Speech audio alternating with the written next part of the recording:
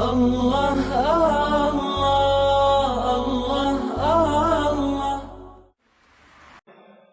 تو بھائی سنو، اولاد کون دیتا ہے؟ اللہ، مگر ذریعہ کون بن جاتے ہیں؟ ماں باپ۔ اولاد کون دیتا ہے؟ اللہ رب العزت دیتے ہیں۔ ذریعہ کون بن جاتے ہیں؟ بارش کون برساتا ہے؟ اللہ برساتا ہے۔ ذریعہ کون بن جاتے ہیں؟ بادل بن جاتے ہیں۔ اسی طرح دلوں میں نور کون اتارتا ہے؟ اللہ اتارتا ہے، مگر ذریعہ اس کا اولیاء اللہ بن جاتے ہیں۔ تو یہ جو اللہ والوں سے تعلق جڑتا ہے نا، اس تعلق کی نسبت و برکت سے پھر دلوں میں نور آتا ہے، پھر قبولیت مل جاتی ہے، پھر انسان کو یہ نعمت مل جاتی ہے۔ اس لیے مولانا روم رحمۃ اللہ علیہ نے ایک عجیب بات کہی، بڑی نکتے کی بات ہے، سمجھنے والی بات ہے۔ فرماتے ہیں یک زمانہ صحبت با اولیاء بہتر از 100 سال طاعت بے ریا، کہ اللہ والوں کی محفل میں ایک لمحے کی صحبت اختیار کرنا 100 سال کی بے ریا عبادت سے بہتر ہے۔ اب یہاں دل کے اندر ایک نقطہ پیدا ہوتا ہے، بھائی اگر یوں کہہ دیتے نا کہ 100 سال کی عبادت سے بہتر ہے تو سمجھ میں بات آتی، مگر نہیں، انہوں نے کہا 100 سال کی بے ریا عبادت سے بہتر ہے۔ یا اللہ، یہ کیا بات کر دی؟ 100 سال کی بے ریا عبادت ایک طرف، اور اللہ والوں کی صحبت میں تھوڑی دیر بیٹھنا ایک طرف۔ تو کسی نے حضرت اقبال ثانی رحمۃ اللہ سے یہ پوچھا، طالب علم نے، کہ حضرت لگتا یہ ہے کہ مولانا روم رحمۃ اللہ علیہ نے اس بات کو کرنے میں غلو کیا ہے۔ غلو کرنا کہتے ہیں کہ بات کو بڑھا کے پیش کر دینا، محبت میں بات کو بڑھا کے پیش کر دینا، تو لگتا ہے کہ انہوں نے غلو کیا۔ تو حضرت ثانی رحمۃ اللہ نے فرمایا کہ میں اس شعر کو پڑھوں؟ ان کا جی پڑھیں۔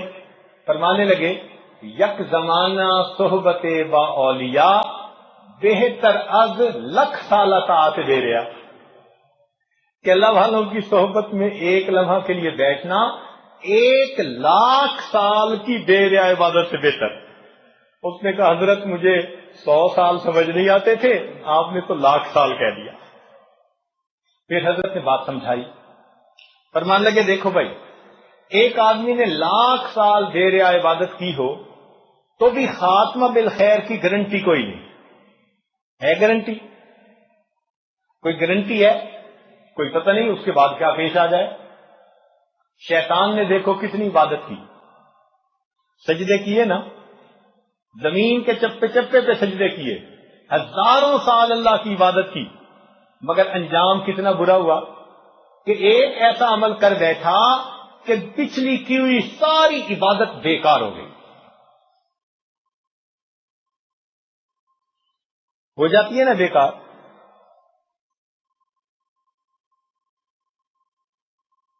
جیسے دودھ ہو بھرا ہوا ٹینک میں، اس میں اگر کچھ انزائم داخل ہو جائے نا تو وہ پھٹ جاتا ہے۔ تو کتنا عالی شان دودھ تھا، مگر کچھ ناخالص چیز اندر گئی اور سارا کا سارا دودھ پھٹ گیا۔ اسی طرح اس عبادت کی مثال دودھ کی مانند تھی، مگر اس دودھ کے اندر تکبر شامل ہوا جو شیطان نے کیا تھا۔ اس تکبر نے اس سارے دودھ کو اس طرح بنا دیا جیسے پھٹا ہوا دودھ ہوتا ہے۔ عبادت ختم۔ بنی اسرائیل کا ایک عبادت گزار تھا، اس کا نام تھا بلم باعور۔ 300 سال اس نے عبادت کی۔ تو 300 سال عبادت کرنے کے بعد اس کی قوم نے اسے ایک مرتبہ کہا کہ تو حضرت موسیٰ علیہ السلام کے لیے بد دعا کر، کیونکہ اس کی دعا قبول ہوتی تھی۔ پہلے تو اس نے کہا کہ میں بد دعا نہیں کرتا حضرت موسیٰ علیہ السلام کے خلاف۔ قوم نے مجبور کیا، اور یہ ساتھ والے جو ہوتے ہیں نا، گھر میں ساتھ رہنے والے، رشتہ دار، دوست احباب، یہ ساتھ والے ہی بندے کو جہنم میں دھکا دیتے ہیں۔ کچھ نہیں ہوتا تو کر لے، کچھ نہیں ہوتا تو یہ کر لے، تو یہ ساتھ والے ہی مرواتے ہیں۔ اس لیے امام غزالی رحمۃ اللہ فرماتے ہیں کہ یار بد مارے بد سے بھی زیادہ برا، کہ برا دوست جو ہوتا ہے نا وہ زہریلے سانپ سے بھی زیادہ برا، اس لیے کہ زہریلا سانپ کاٹے گا تو انسان موت کے منہ میں چلا جائے گا، اور اگر برا دوست ڈسے گا انسان جہنم کے منہ میں چلا جائے گا۔ اور پھر لکھتے ہیں کہ برا دوست شیطان سے بھی زیادہ برا۔ برا دوست کون ہوتا ہے؟ شیطان سے بھی زیادہ برا۔ اللہ اکبر، شیطان سے بھی زیادہ برا۔ وہ کیسے؟ وہ فرماتے ہیں وہ ایسے کہ شیطان انسان کے دماغ میں گناہ کا خیال ڈالتا ہے، اور تو کچھ نہیں نہ کرتا، خیال ہی ڈالتا ہے نا۔ لیکن جو برا دوست ہوتا ہے وہ صرف دماغ میں خیال ہی نہیں ڈالتا، وہ ہاتھ پکڑ کے گناہ کروا دیتا ہے۔ تو معلوم ہوا کہ جو برا دوست ہوتا ہے وہ شیطان سے بھی زیادہ برا ہوتا ہے۔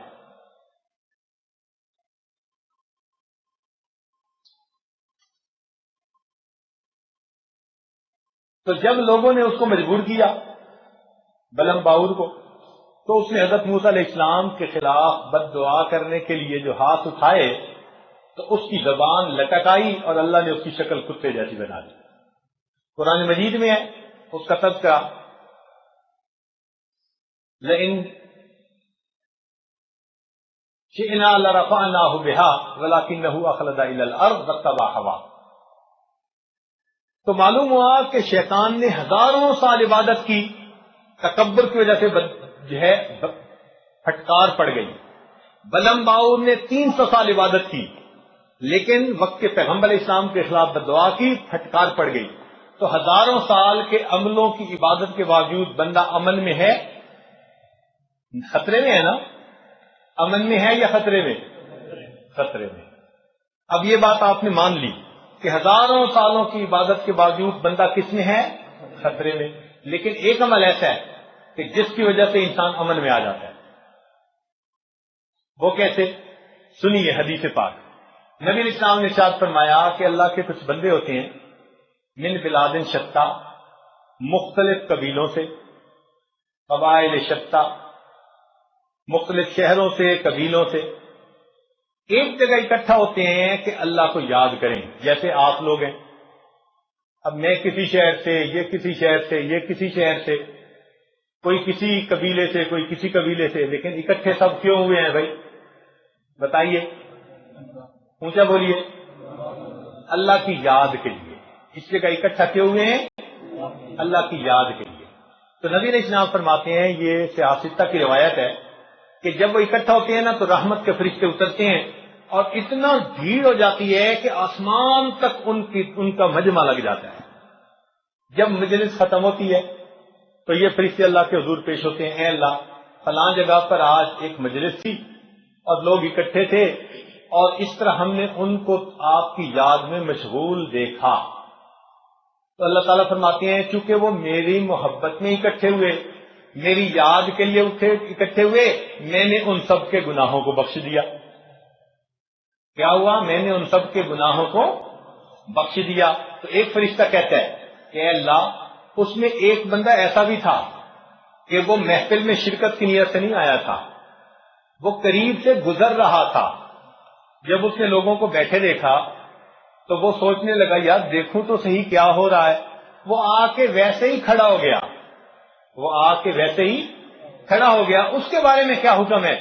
حدیث پاک میں آتا ہے، اللہ تعالیٰ فرماتے ہیں میں نے اس کو بھی بخش دیا۔ ہم رجال لا یشقی جلیسہم، یہ میرے وہ بندے ہیں ان کے پاس بیٹھنے والا بھی بدبخت نہیں ہو سکتا۔ تو اس حدیث سے ثابت ہوا کہ اللہ والوں کی صحبت اگر تھوڑی دیر کی مل گئی تو اللہ کی طرف سے گارنٹی، اللہ تعالیٰ اسے بدبخت نہیں بنائیں گے۔ اور جو بدبخت نہیں ہوتا وہ ایمان پہ مرتا ہے، جو ایمان پہ مرا وہ تو بخت والا ہوا، اور ایمان سے جو خالی ہو گیا وہ بدبخت ہوا۔ تو فرمایا نبی علیہ السلام نے یہ وہ میرے بندے ہیں ان کے پاس بیٹھنے والا بدبخت نہیں ہوتا۔ کیا مطلب؟ کبھی اس کو برا انجام نہیں مل سکتا۔ تو معلوم ہوا ہزاروں سال کی نفلی عبادت کرنے سے انسان کے خاتمہ بالخیر کا یقین نہیں ہے، لیکن اللہ والوں کی صحبت سے انسان کو اللہ تعالیٰ خاتمہ بالخیر کی بشارت اپنے محبوب کی مبارک زبان سے دے رہے ہیں۔ تو ایک لمحے کی اللہ والوں کی صحبت وہ فضیلت دے دیتی ہے جو ہزاروں سالوں کی عبادت سے بندے کو نہیں ملتی. یہ بات سمجھ میں آ گئی؟ اب ذرا ایک بات اور سن لیجیے کہ یہ جو ہے نا معیت، یہ بڑی نعمت ہے، اور مل کے کوئی عمل کیا جائے تو وہ عمل قبول ہو جاتا ہے. چنانچہ صحابہ کرام نے نبی علیہ السلام کے ساتھ مل کے ایمان قبول کیا.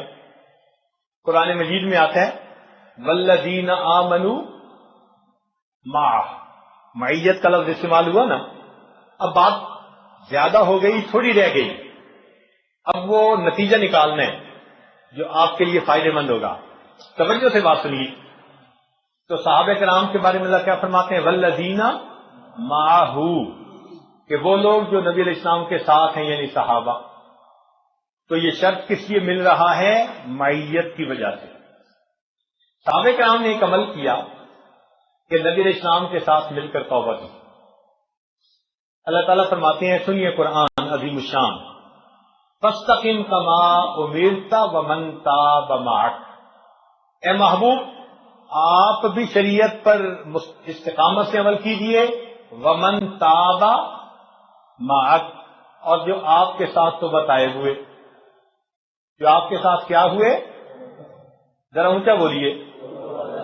اب بات ذرا قریب ہونے کو آئی ہے نا تو سمجھنے اصل میں، اب تک تو تمہید باندھی تھی، اب اصل بات سمجھانی ہے. تو لفظ قرآن میں استعمال کون سے ہوئے؟ ومن تابا، جو آپ کے ساتھ تو بتائے ہوئے، جنہوں نے آپ کے ساتھ مل کر توبہ کے لفظ پڑھے.